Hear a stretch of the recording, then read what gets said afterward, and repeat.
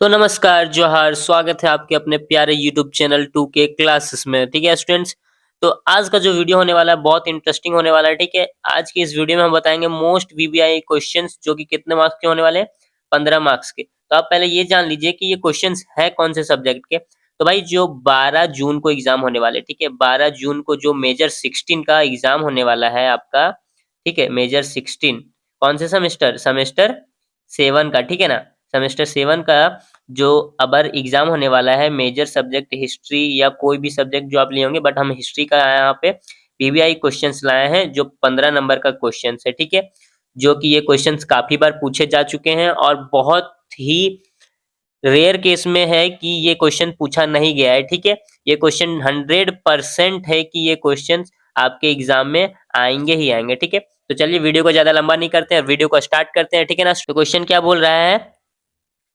1894 या पंचानवे के चीन जापान युद्ध के कारणों एवं परिणामों, ठीक है, परिणामों का क्या करें, वर्णन करें। क्या बोल रहा है, जो 1894 या 95 में जो हुआ था ना युद्ध, ठीक है, किनके किनके बीच, चीन और जापान के बीच, ठीक है, उनके कारणों के, कौन कौन से कारण से हुए थे, ठीक है, एवं परिणामों के, ठीक है, कौन कौन से परिणाम वहां पे हुए थे, ठीक है ना, युद्ध करने करने से उनका क्या करना है, वर्णन करना है। ठीक है, तो चलिए हम जानते हैं इसका आंसर।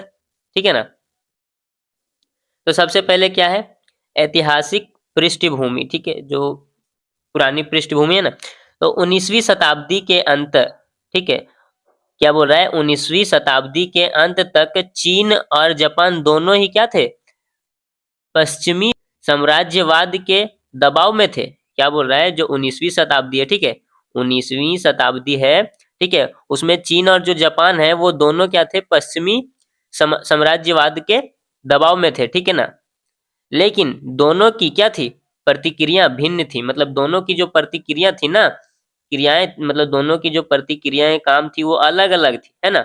जानते कौन कौन से अलग अलग क्रियाएं थी, प्रतिक्रियाएं थी। तो चीन जो किया था, चीन अपनी पुरानी परंपराओं, ठीक है, जो चीन है वो अपनी पुरानी जो परंपरा थी उनकी, ठीक है, उसी में जुड़ा हुआ था। ठीक है ना, और उसने खुद को आधुनिक बनाने में बहुत कम रुचि दिखाई।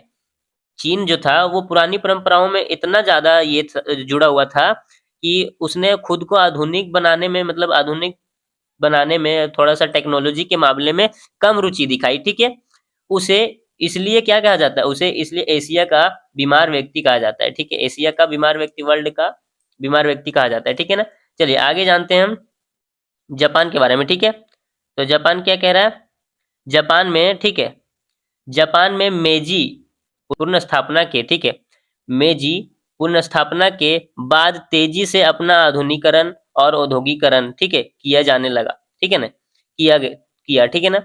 जापान ने आबादी और उद्योग के लिए कच्चे माल और नए बाजारों की आवश्यकता थी। ठीक है, जो जापान था वो मेजी पूर्ण स्थापना के बाद जो किया, वो सबसे पहले तेजी से क्या किया, अपना आधुनिकीकरण किया, ठीक है, और औद्योगिकरण किया।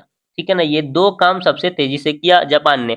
जापान को, ठीक है, जापान को जो आबादी और उद्योग के लिए कच्चे माल, ठीक है, कच्चे माल और नए बाजारों की आवश्यकता थी, जिसके लिए उसने विस्तारवादी नीति अपनाई। क्या अपनाई, विस्तारवादी अपनाई, नीति अपनाई। ठीक है ना, चलिए आगे जानते हैं क्या है, कोरिया का विवाद। ठीक है, जो कोरिया का विवाद हुआ वो कैसे हुआ, तो देखिए जापान और कोरिया का डिस्टेंस ज्यादा दूर नहीं है।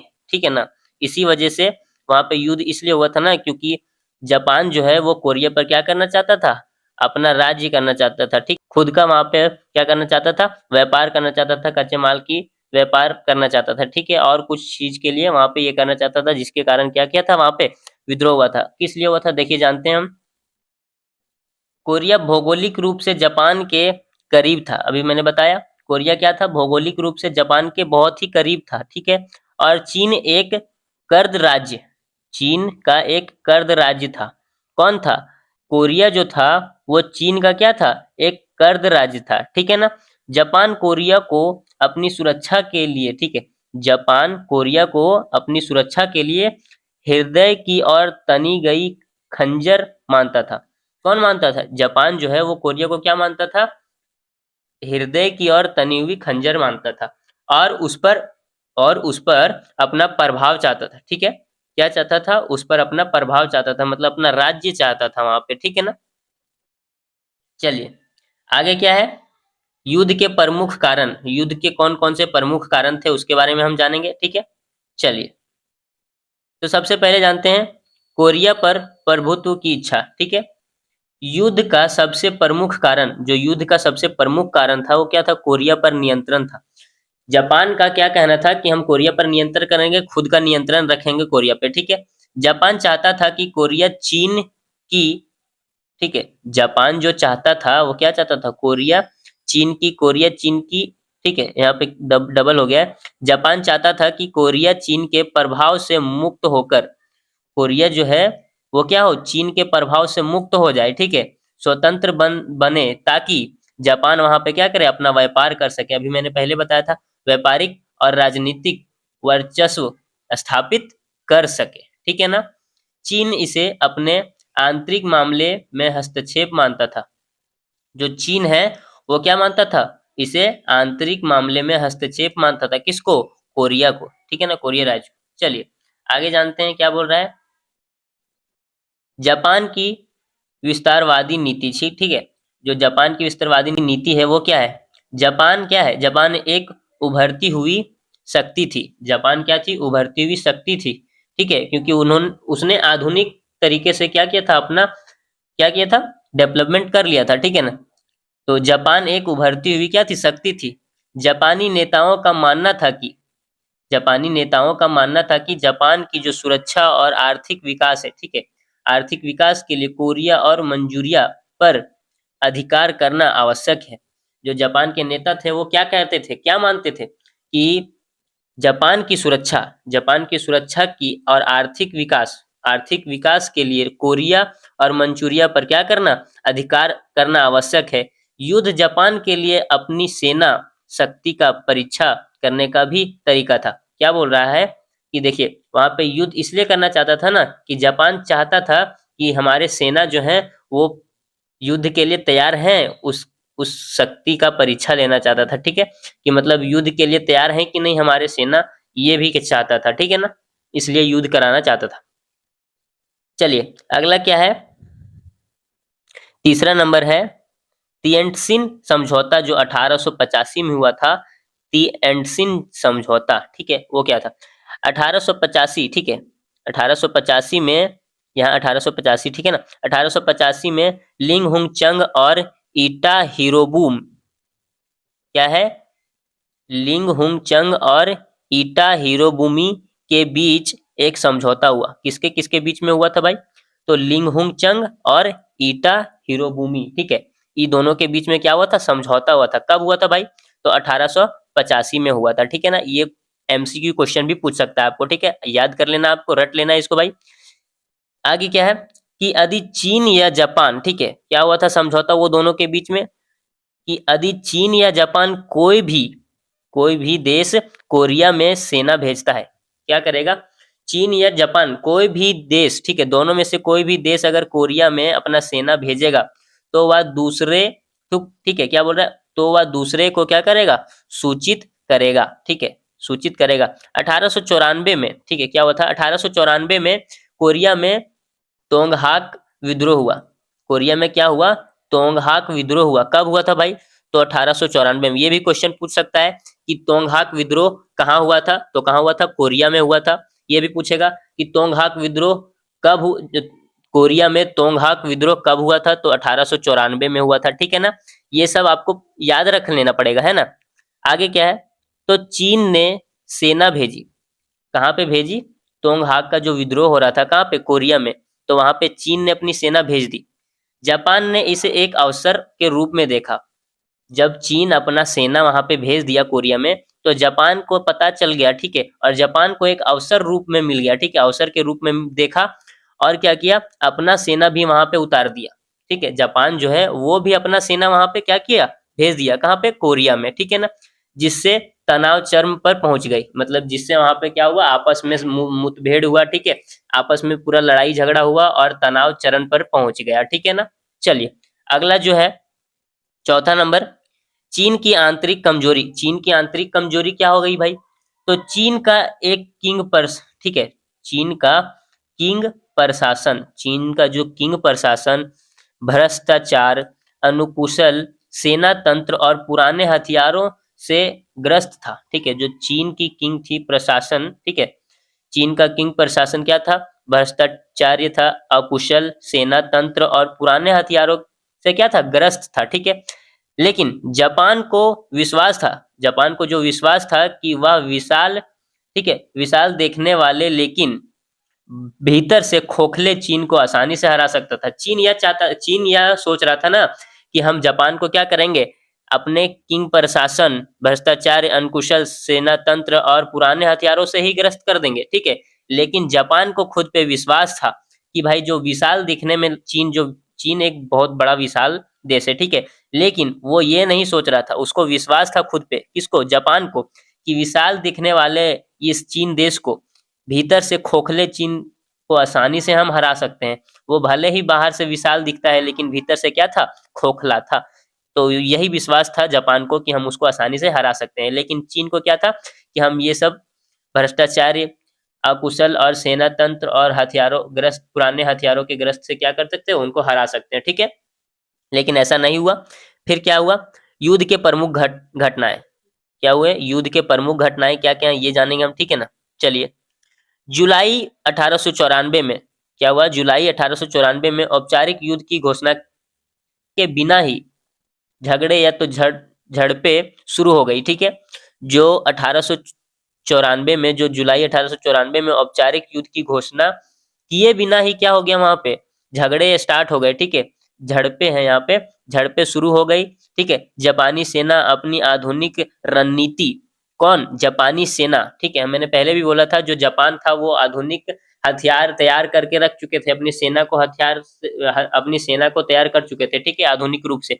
तो वही बोल रहा है यहाँ, जापानी सेना ने अपनी आधुनिक रणनीति, ठीक है, आधुनिक रणनीति और बेहतर नौसेना के बल पर, ठीक है, किसके? पयोंगयांग और आलू नदी के युद्ध में क्या किया? चीन को करारी शिकस्त दी। ठीक है, करारी शिकस्त मतलब कि करारी मुंह तोड़ जवाब दिया। ठीक है, जापानी सेना मंचूरिया, ठीक है, जापानी सेना मंचूरिया में घुस गई। ठीक है, मंचूरिया में घुस गई। ठीक है ना, यहाँ मंचूरिया होगा, में घुस गई और कहाँ पे कब्जा कर लिया भाई? तो पोर्ट अर्थ पे क्या कर लिया? कब्जा कर लिया। कौन कर लिया? जापान। ठीक है ना, चलिए आगे जानते हैं युद्ध के परिणाम। जो युद्ध हुआ उसके परिणाम, क्वेश्चन में परिणाम भी पूछा है तो आपको आंसर में परिणाम भी लिखना पड़ेगा। ठीक है ना, चलिए तो इसके परिणाम क्या क्या थे। ठीक है, युद्ध का अंत 1895 में शिमोनोसेकी के संधि के साथ हुआ, जिससे परिणाम दुर्गमी थे। ठीक है, जिसके परिणाम दुर्गमी थे।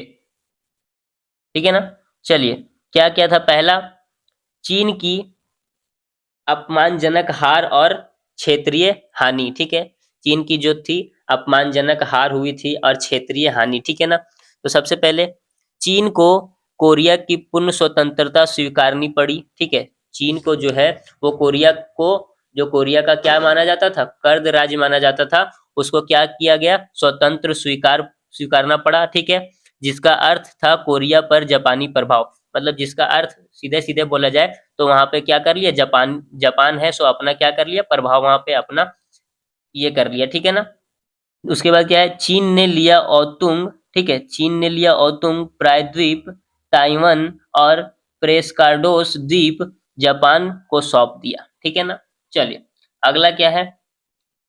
भारी युद्ध क्षतिपूर्ति। ठीक है, चीन को जापान और युद्ध के, ठीक है, चीन को जापान और युद्ध, सॉरी, चीन को जापान को युद्ध के हर जाने के रूप में, ठीक है, जो चीन है वो जापान के युद्ध को हर जाने में, ठीक है, जो चीन और जापान के युद्ध हुए उसके हर जाने में, उसके हर जाने के रूप में 20 करोड़ टेल्स, 20 करोड़ टेल्स मतलब चांदी की मुद्रा देनी पड़ी। किसको भाई? तो जापान को। ठीक है ना, इसने चीन को अर्थ क्या किया? इसने चीन की अर्थव्यवस्था को क्या कर दिया? कमजोर कर दिया। जब 20 करोड़ टेल्स दिया गया जापान को, किसके रूप में? हर जाने के रूप में, तो क्या कर दिया, चीन की अर्थव्यवस्था को क्या कर दिया, कमजोर कर दिया। ठीक है ना। चलिए अगला जानेंगे हम। ठीक है, जापान का महाशक्ति के रूप में उदय। ठीक है, जापान का जो उदय हुआ कैसे। ठीक है, इस जीत ने जापान को दुनिया की नजरों में क्या कर दिया, प्रमुख सेना शक्ति बना दिया। ठीक है, इस जीत ने, किसके जीत ने, तो जो चीन और जापान के बीच में युद्ध हुआ, उस जीत ने क्या कर दिया, दुनिया में, दुनिया के नजरों में प्रमुख सेना शक्ति बना दिया। ठीक है ना। यह पहला अवसर, ठीक है, यह पहला अवसर जब किसी एशिया देश ने आधुनिक युग में एक विशाल साम्राज्य को हरा दिया। ठीक है, क्या है कि यह पहला अवसर जब किसी एशिया देश, मतलब किसी एशिया देश ने आधुनिक में, एशिया देश कौन हो गया, जापान हमारा हो गया। ठीक है ना, जापान। ठीक है ना, क्या हो गया, जापान हमारा हो गया। लेकिन आधुनिक युग में, किस युग में, आधुनिक युग में क्या कर दिया, एक विशाल साम्राज्य, विशाल साम्राज्य कौन हो गया हमारा, चीन हो गया। ठीक है ना भाई, चीन हमारा विशाल साम्राज्य हो गया। ठीक है ना, तो इसको क्या कर दिया, हरा दिया। इसी कारण से क्या हो गया, दुनिया भर में इसको प्रमुख सेना की शक्ति बना दिया गया। ठीक है ना।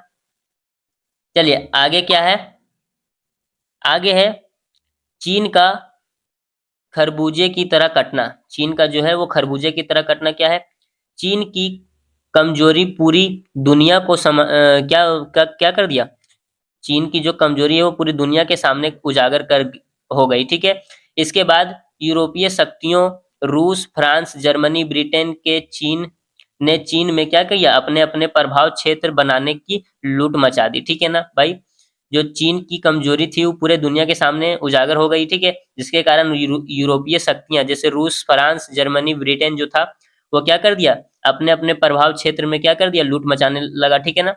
उसके बाद क्या है, पांचवा, रूस जापान प्रतिद्वंद्विता का जन्म। ठीक है, जापान की सफलता से, ठीक है, जापान की सफलता से रूस चिंतित था, यहाँ रूस होगा। ठीक है ना, रूस चिंतित था, चिंतित हो गया। ठीक है, रूस, जर्मनी और फ्रांस ने मिलकर जापान पर क्या किया, दबाव डाला कि वह लिया ओतुंग प्रायद्वीप चीन को क्या करे, दे दे। ठीक है, इस ओतुंग प्रायद्वीप मतलब हो गया वही कोरिया। ठीक है ना। अपमान ने भविष्य में क्या किया, 1904 और 1905 के रूस जापान युद्ध की नींव रखी। ठीक है ना भाई। चलो अगला निष्कर्ष हम जान लेते हैं इसका। ठीक है ना, क्या जानेंगे, निष्कर्ष। ठीक है, चलिए 1894-95 का युद्ध केवल दो पड़ोसी पड़ोसी की लड़ाई नहीं थी। ठीक है, पड़ोसी देशों की कोई आपस में लड़ाई नहीं थी। ठीक है, क्या थी, बल्कि यह पुरानी व्यवस्था चीन और नई आधुनिक व्यवस्था जापान के बीच में संघर्ष था।